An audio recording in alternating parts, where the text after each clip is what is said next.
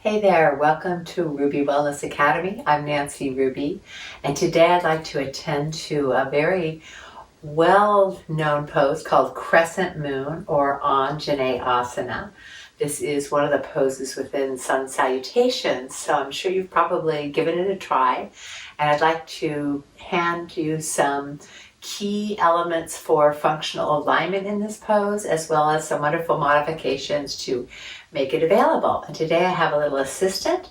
Her name is Mana, and she'll be helping out. This is my little grand kitty. I'm babysitting today. So we're going to get on the floor to start and set ourselves up in an all-fours position. And one thing you'll get to know is that you'll want your wrist forward of your shoulder as opposed to directly underneath your shoulder. This makes too short of a stance for this series. So you're going to place your hands slightly forward. Plus, then we can press the pads of our fingers firmly into the ground, anchor into the knuckles of the hand, and especially the index finger, thumb, and then pressing down and hugging the forearms towards each other. We're going to get nice and long through our arms, and then relax into the shoulder girdle, tone the belly, and then make sure the thighs are back and wide. So starting from the top of the body, working our way down just to find that foundation. Taking a few deep breaths here, just feeling that support in the upper body. We're going to bring a lot of attention to our heart space here. So let's go ahead and lift the heart a little bit more and draw from the back of the head up rather than from the chin. And just take a few breaths preparing for this next move. Now this pose is going to be right leg forward lunge. So how are we going to get that leg forward? That's one of the hardest transitions, I think, within the yoga series if your hips are tight. So what we want to do, I'm going to show you the modification first, is bring blocks underneath your hands, and that gives you a lot more space between your chest and the ground.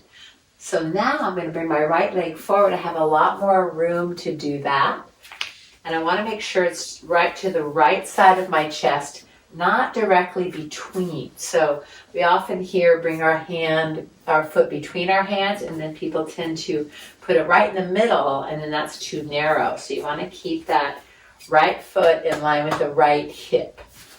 And then right here, you can just see how that feels. Drawing forward, we're going to feel a stretch in the front of that left thigh. And then as I draw back and lift the bottom up, I'm going to get a little stretch in the hamstring. And if the ball of the foot stays down, I'm going to feel a stretch in the front of the ankle. Could also bring the ball of the foot up and get more stretch in the back. So I like to warm up for this pose by taking the hips back and forth. And what I'd like you to notice when we do this is keeping the hips square.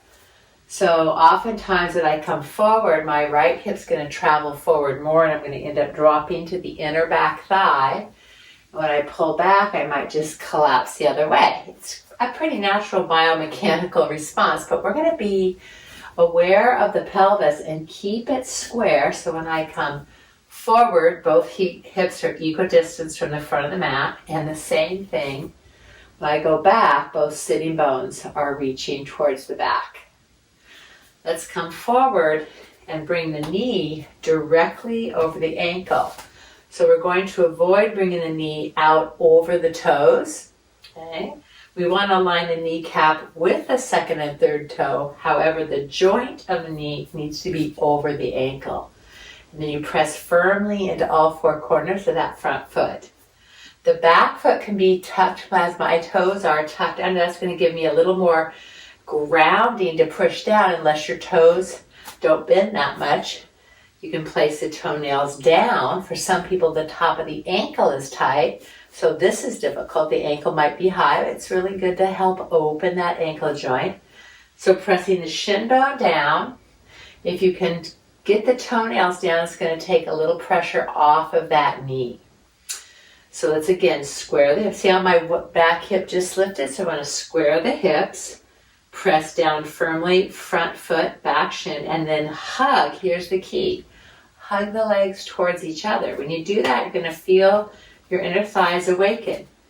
From here, take the hands back under the shoulders, come up on the fingertips, and some of you, I have very long arms, so if you have a long torso and shorter limbs, the blocks will really help you have this support. And we're not leaning into the block, we're actually pushing away from.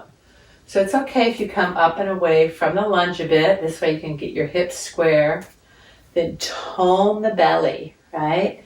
So we're anchoring down, hugging the legs to midline, and then pulling everything up into the abdomen and lifting and lengthening from navel to heart. And then you can start to play with leaning into the lunge a little bit more. However, watch this back hip. What's really important is that you don't hang into the hip joint.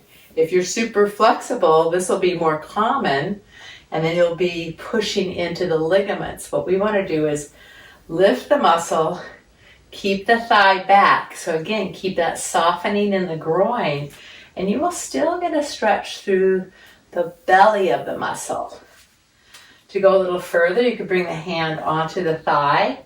Again, anchoring into the earth, hug the legs together, scoop the belly, and bring the belly away from the thigh. Another really common misalignment is to hang into the hips, let the pelvis dump, and then get a deep compression, sometimes a pinching in this front hip. So it's better to come back up and lift the belly, not tucking the tail hard, because that would harden the hip, right? So keep the thighs back and then lift the belly up. Taking the hands to the hips might even be more helpful, because then we can take side body long and get lots of space in the torso. Take the arm bones back and let the shoulder blades lift the heart. Again, maybe sinking, bringing that front knee right over the ankle. You could always shorten your stance if you need to. And look up if you tend to be a little bit unbalanced. Gaze down at the floor instead. Then you could take the hands next into a cactus. When the hands come up here 90 degrees at the elbows, elbows forward, thumbs back, that's going to tilt the shoulder blades into the heart. Shoulder blades lift the heart, heart wide open. This is a backward bending pose. And then if there's availability in the shoulders, reach up and follow those fingertips. Take it up. Another option to support the neck would be to bend the elbows, place the hand on the back of the head and press the head back without collapsing the neck. Breathing deeply and evenly into all this spaciousness you're creating in front of the body. Each exhalation, check that grounding. Inhalation, nice and long. And as you bring it down, keep the belly toned. Come back out of the lunge and step back. Return to all fours, and we'll do the other side. And I'll show you a less modified version. So with the hands on the floor, you need to bring this foot up to the hand. How are you going to do that? Okay, you want to make sure that that feels comfortable and you don't force that position, because you could actually do some damage into the SI joints. So one thing you can do is walk your hands to the side and step forward, and then bring your hands back around. Okay. Then you can keep both hands down. You want to really keep lifted through your torso, so you can bring this leg up and sneak it underneath you. Okay. But just make sure you're not forcing it. So if your foot only goes up so far, okay, you might have to help it, but I do recommend moving your torso and taking the leg around until you get all these muscles opened up enough to step forward easily. So once we're here, we're going to ground. If you can reach the floor, lay your torso down, get your lower body set first, four corners of the foot, back toes under or toenails down. So we're anchoring into the earth. Settle. And then muscle energy of the legs, muscles hugging the bone, legs hugging towards each other, and then lifting up into the belly. So you're coming up from the abdomen to bring the hands to the thigh, pushing down into your thigh to draw the belly back. Moving those hips evenly forward. So right hip forward, left hip back's going to square the pelvis. Hands on the pelvis is a nice feedback system.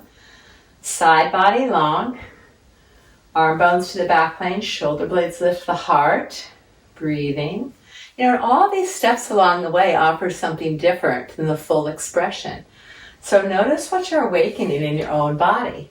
Maybe just take the arms low. Elbows forward, thumbs back. Feel the lift of the chest. Push down into your front foot to help lengthen the front line of the torso. Cactus. Again, opening the heart, keeping the tailbone descending without tucking.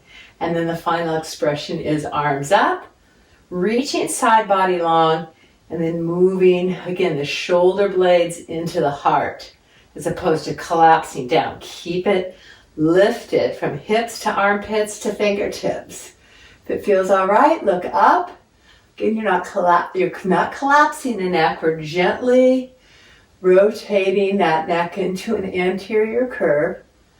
Nice deep breaths. Keep checking in with foundation, the alignment of the pelvis, the lengthening of the spine, the opening of your heart in Anjaneyasana, Crescent Moon. So imagine your fingers reaching to the toe, weight back there behind you. And then slowly come down, maintaining that tone in the belly.